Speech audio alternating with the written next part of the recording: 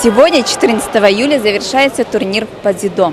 Кстати, если поединок закончится в ничью, то 3 судьи одновременно должны поднять такой флажок. И если, допустим, преобладает синий цвет, то, соответственно, побеждает спортсмен в синем кимоно. Но сегодня спорных моментов не возникало. Все финальные поединки прошли как на одном дыхании. В финал из Якутии вышел лишь один спортсмен. В весовой категории 90 килограммов Кирилл Ивахненко боролся с Аббасом Карими из Ирана. Несмотря на то, что весь зал болел за Кирилла, его соперник оказался намного сильнее.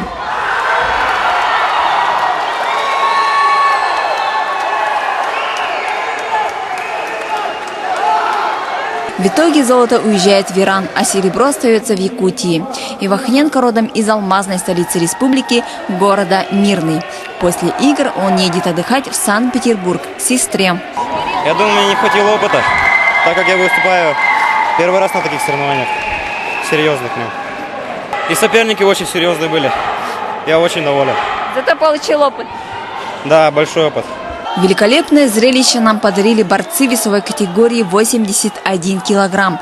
Таджик Салим Фарухи и кыргыз Азамат Бектурсунов. У этих ребят болельщиков было не меньше, чем у якутян. Темпераментные зрители чуть было не выскакивали на ковер. Красивые броски продемонстрировали оба спортсмена. Однако Салим был результативнее.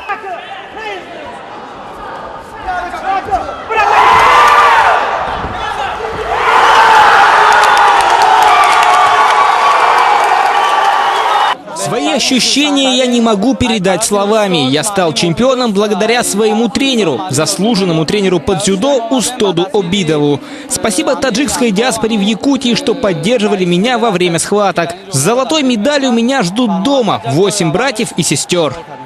Наша делегация с Республики Таджикистана прибыла 11 человек. Мы завоевали золотой медаль по дзюдо весовой категории 81 килограмма, 2 бронза по боксу, 1 серебро по дзюдо и 1 бронза по самбо.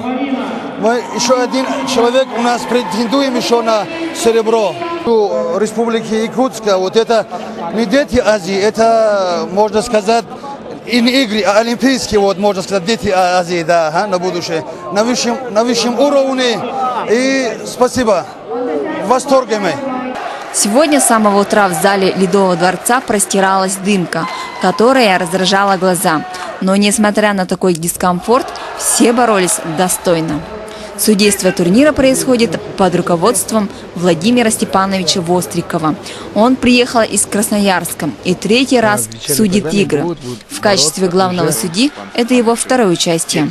Я боюсь, что, благо сегодня у нас соревнования не очень долго длятся, но в принципе мы опасались, что, не дай бог, там какая-то команда или какие-то тренеры или спортсмены вдруг откажутся принимать участие в связи с тем, что зал задымлен. Но все проявили понимание, никто не отказался соревноваться, останавливать игры, поэтому все пока идет, слава богу, в штатном решении. В состав команд очень сильный приехал, ребята видно, что подготовленные, многие из них являются членами национальных команд, сборных команд по дзюдо. На сегодняшний день у нас лидирует пока команда Азербайджана, у нее 4 золотые медали, на 2-м месте команда Казахстана, у нее 3 золотые медали, и на 3-м месте у нас на сегодняшний день это команда Монголии, у нее пока 2 золотые медали. У команд Якутии 1 и 2 по 1 золотой медали. Уже стала традицией во время игр «Дети Азии» чествовать не только спортсменов, но и их наставников. Так, среди тренеров по дзюдо высокой награды «Заслуженный тренер России» удостоились Игорь Лойк и Вячеслав Литавин.